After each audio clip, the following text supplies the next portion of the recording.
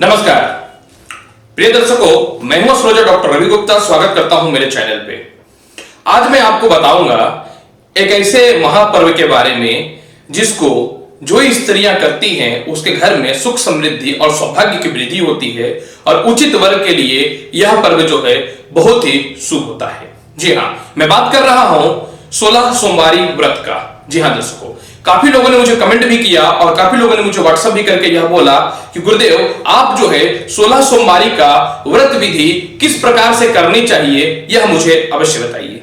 तो चलिए मैं बताता हूं कि 16 सोमवार का व्रत करना कितना महत्वपूर्ण है और किन किन कारणों से आप इसे कर सकते हैं, अर्थात इस पर्व को आप उठा सकते हैं।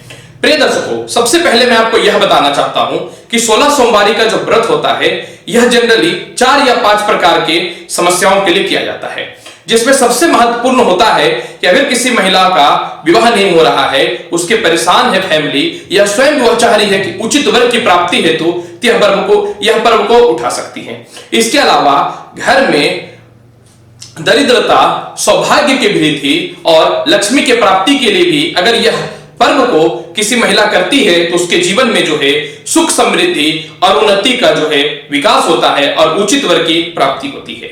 तो चलिए अब मैं आपको एक एक करके बताता हूं कि आखिर 16 सोमवारी व्रत को किस प्रकार से करना चाहिए, क्या है विधि, संपूर्ण पूजा विधि में बताऊंगा और साथ में यह भी आपको बताऊंगा कि इसका पालन किस प्रकार से करना चाहिए।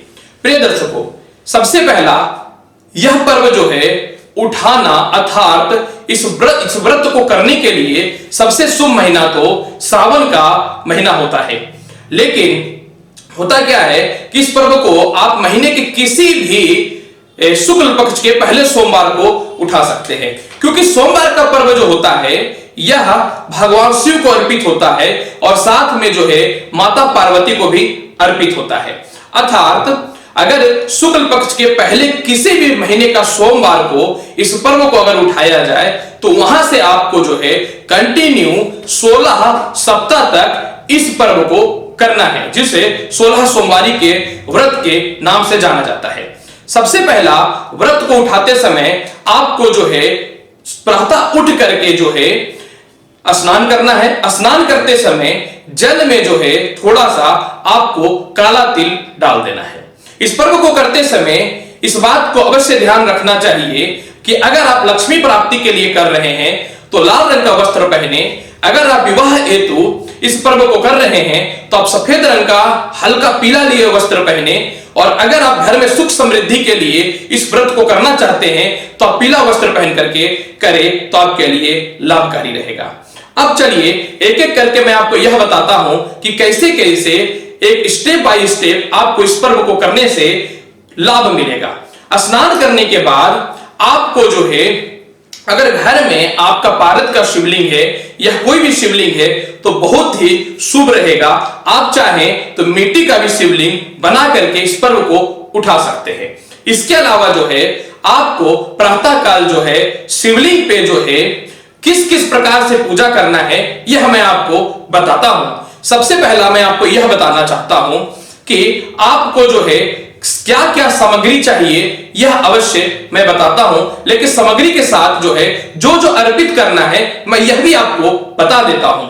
सबसे पहले आपको शिवलिंग पर जाना है और भगवान शिव से अपना नाम, अपना गोत्र और जिस कारण से आप करना चाहते हैं, ईश्वर से जो आप प्राप्त करना चाहते हैं उसको बोल करके जो है आपको जो है संकल्प ले लेना है कि हे भगवान, मैं इस पर्व को इस कारण से करना चाहती हूं, अतः मेरे जीवन में किसी प्रकार की गलती होती है तो उसे माफ करे और जो मैं जिस सोच करके इस पर्व को कर रहा हूं मैं यही चाहूंगा कि आप मुझे जो है इसकी कामना को पूर्ति करें। इसके बाद फिर आपको क्या करना है कि उस जल को जो है हाथ में संकल्प लिया हुआ उसके अपने सिर पे छिड़क लेना है। इसके अलावा सबसे पहले जो है आपको भगवान शिव को जल अर्पित करना है। तत्पश्चात जो है आपको गंगा जल अर्पित करना है। इसके बाद आप पूर्व या उत्तर दिशा की ओर ही होकर के इस पर्व का जो है पूजन करिएगा। इस चीजों का ध्यान रखिएगा। आपका मुख या तो पूर्व दिशा की तो होने चाहिए या उत्तर दिशा की ओर होनी चाहिए। इस चीजों को आपको ध्यान रखना है।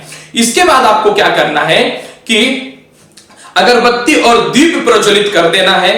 अब एक एक करके भगवान शिव को दही से, दूध से, घी से, गंगा जल से, बेलपत्र से, श्वेत पुष्प से, लक्ष्मी प्राप्ति के लिए लाल पुष्प से, और धन प्राप्ति के लिए और सुख समृद्धि के लिए पीला पुष्प से, और विवाह हेतु भी पीला पुष्प से जो है आपको उनको अर्पित करते जाना है। इसके बाद आपको चावल चढ़ाना है, पंचामृत चढ़ाना है, सुपारी चढ़ाना है। इसके अलावा जो है आपको शहद चढ़ाना है। चने की दाल अवश्य चढ़ाइएगा, क्योंकि यह अगर ना करेंगे तो विवाह हेतु परेशानी आएगी। सरसों का तेल फिर आपको चढ़ाना है, काला तिल भी आपको चढ़ाना है। इसके अलावा जो है धतूरा अगर मिल जाता है, बेलपत्र मिल जाता है, तो यह बहुत ही शुभ हो जाएगा। ओम नमः शिवाय या फिर गायत्री मंत्र का जाप करते हुए आपको इन सभी वस्तुओं को जो है शिवलिंग पे अर्पित करते चले जाना है। इसके बाद फिर आपको क्या करना है कि भगवान शिव के सामने समक्ष बैठ करके जो है आप 16 सोमवारी व्रत का कथा आपको करनी है। फल जो आप चढ़ाएंगे उसके बाद फिर आपको सुबह का पूजा समाप्त हो गया। प्रिय दर्शकों, जितने लोग भी 16 सोमवारी व्रत का मैंने देखा वीडियोस डाल रखे हैं, वह सिर्फ सुबह में पूजा बताते हैं और बोलते हैं कि पूजा समाप्त हो गया। ऐसा नहीं होता है।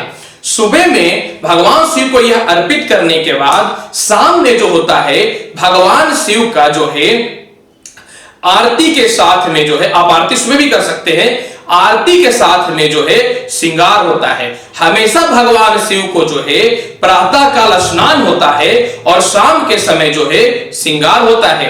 यह अवश्य याद रखिएगा।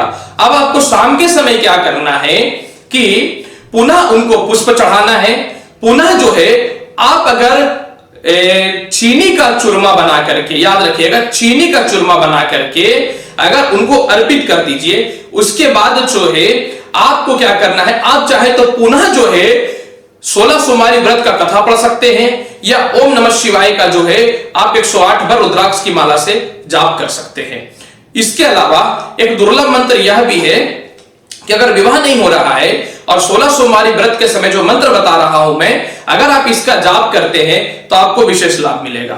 और मंत्र है, हे गौरी शंकर अर्धागिनी यथा तवम शंकर प्रिया तथा मम कुरु कल्याणी कांत कांता सुदुर्लभम। अगर इस मंत्र का अगर आप जाप करते हैं तो आपका विवाह जो है 16 सोमवारी के बाद निश्चित तौर पे होगा। अब आपको क्या करना है कि सबसे महत्वपूर्ण फिर क्या है कि आरती करने के बाद जो है आपको भोजन में या तो आप फलाहार ले लीजिए या फिर ऐसी कुछ भी आप अपने भोजन के रूप में ले जो नमक ना हो और अनाज ना हो। आप सिंघाड़े का हलवा भी ले सकते हैं। आप चाहेंगे तो खीर का सेवन भी कर सकते हैं, लेकिन ना करें तो आपके लिए बेहतर रहेगा। साबूदाने का खीर आप खा सकते हैं, लेकिन चावल का खीर आप नहीं खा सकते हैं। अब ये तो हो गया पूजा का संपूर्ण विधि। प्रिय दर्शकों, अब मैं आपको आगे बताता हूं कि 16 सोमवारी व्रत जब आपका 16वां कंप्लीट हो जाएगा तो आपको क्या करना है। ऐसे तो हर सोमवारी व्रत के बाद जो है प्रसाद आपको ब्राह्मणों में भी दान करना है, अर्थात जब जब आप 16 सोमवारी व्रत करिएगा मंदिरों में जो है घी का या चावल का दान अवश्य करिएगा। अगले दिन अब आपको क्या करना है कि जब अंतिम सोमवारी व्रत रहेगा आपको, तो अंतिम सोमवारी व्रत के समय में फिर जो है आपको संपूर्ण विधि से इसी अनुसार 16 सोमवारी व्रत करने के बाद जो है एक हवन कर लेना है और अपनी गलतियों का पश्चातापा करके भगवान से जो है आशीर्वाद लेना है बेहतर जिंदगी के लिए, सुखहाल जिंदगी के लिए। प्रिय दर्शकों, आज मैंने जो आपको बृहद रूप से 16 सोमवारी व्रत का संपूर्ण व्यथा बताया है। चैनल अच्छा लगता है तो लाइक करिए, शेयर करिए, सब्सक्राइब करिए। मिलूंगा नेक्स्ट एपिसोड में और ज्ञानवर्धक और अच्छी जानकारी के साथ। एस्ट्रोलॉजिकल सलाह लेना चाहते हैं तो नंबर फ्लैश हो रहा है, मेरे से ले सकते हैं। कंटिन्यू में रात्रि में 9:30 से 10:30 लाइव आया करता हूं। आप चाहे तो अपना प्रश्न भी पूछ सकते हैं। आज दीजिए मुझे इजाजत, तब तक के लिए नमस्कार। भगवान शिव की कृपा आप पे हमेशा बनी रहे, यही मैं ईश्वर से कामना करता हूं। धन्यवाद।